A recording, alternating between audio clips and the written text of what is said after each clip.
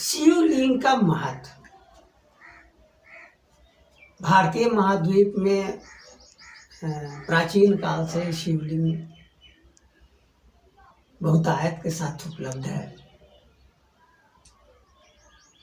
और आम जन उसे बगैर समझे परंपरागत रूप से पूजते रहे। हम आपको पहले भी बताए हैं कि प्राचीन काल में अंतःविज्ञान की अभिव्यक्ति का जो प्रयास किया गया था उसी में देवी देवताओं का जीवंत चित्रण भी किया गया। शिवलिंग क्या है? लिंग है और भग है, दोनों का संयोग दिखाया गया है और ये सेक्सुअल अनुभूति अभिव्यक्ति की जैसा लगता है, लेकिन वह उसका उस रूप में अभिव्यक्त नहीं किया गया था। आप जानते हैं कि प्रकृति और पुरुष यानी व्यक्त और अव्यक्त ये दोनों का परस्पर संपर्क और संबंध ही तत्वज्ञान है। एक व्यक्ति हर एक के अंदर अखंडता की अनुभूति छुपा हुआ है, लेकिन उस अनुभूति को व्यक्त नहीं कर पा रहा है, उस अनुभूति को वो अनुभूति नहीं कर पा रहा है। एक तत्ववेत्ता अखंडता की अनुभूति को अनुभव कर रहा है और खंडता की अनुभूति को भी प्राप्त कर रहा है, और दोनों किस तरह से अखंडता की अनुभूति खंडता को भोग रहा है और अखंडता की अनुभूति अखंडता को भोग रहा है। यही परस्पर, जैसे स्त्री पुरुष को भोग रहा है कि पुरुष स्त्री को भोग रहा है, यह बड़ा पेचीदा मामला है। यथार्थ सत्य है कि दोनों एक दूसरे को भोग रहे हैं, दोनों एक दूसरे के साथ संबंध को स्थापित कर रहे हैं। तो जो अखंडता की अनुभूति है वह मन के ऊर्ध्व स्थिति को अभिव्यक्त कर रहा है। ऊर्ध्व स्थिति हमेशा नहीं रहती है, सबल स्थिति हमेशा नहीं रहती, मजबूत स्थिति हमेशा मन की नहीं रहती, उसमें उतार और चढ़ाव होते रहता है। यह अनुभूति पर निर्भर करता है। जब हम सांसारिक विषयों में आसक्त हो जाते हैं उस समय अखंडता की अनुभूति लुप्त प्राय जैसा हो जाता है, नहीं पता चल पाता है। लेकिन जैसे जैसे आकाश के प्रति हमारी भावना प्रबल होते जाती है, अखंडता की अनुभूति ज़्यादा मजबूत स्थिति में अभिव्यक्त होता है हमारे अंदर और उसकी अनुभूति गहराई के साथ होती है। तो ये मन की स्थिति है। लिंग क्या है? मन की स्थिति।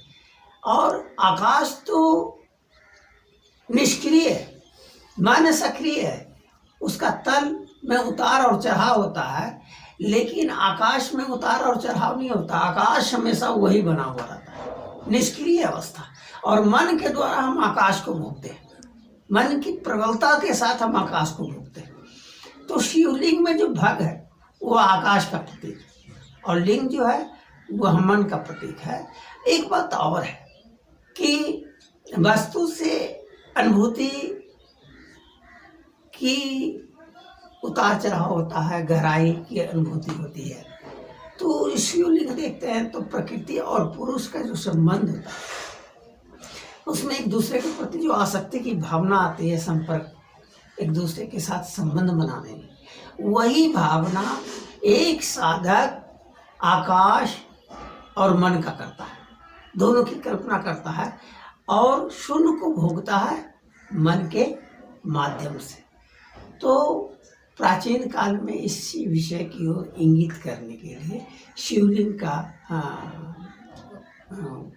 खोज हुआ था, उसको अभिव्यक्त करने की कोशिश किया गया था, भावी पीढ़ी को बताने की कोशिश किया गया था कि प्रकृति और पुरुष को इस तरह से स्त्री और पुरुष की तरह एक सेक्सुअल संबंध की तरह एक भोगने की ज़रूरत है और यह एक परम आनंद देता है साधक को।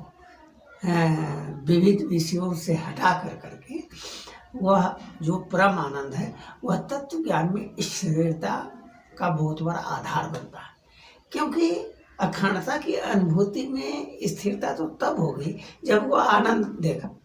अगर आनंद नहीं देगा तो हमारा मस्तिष्क अस्थिर होने की कोशिश नहीं करेगा।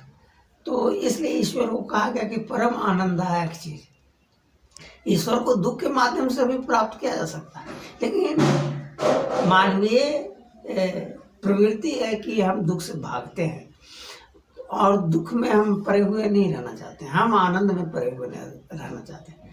इसलिए जो शिवलिंग का जो परंपरागत रूप से पूजा पाठ था, एक देवी देवता के रूप में स्थापित किया गया था, यही आधार है। और यह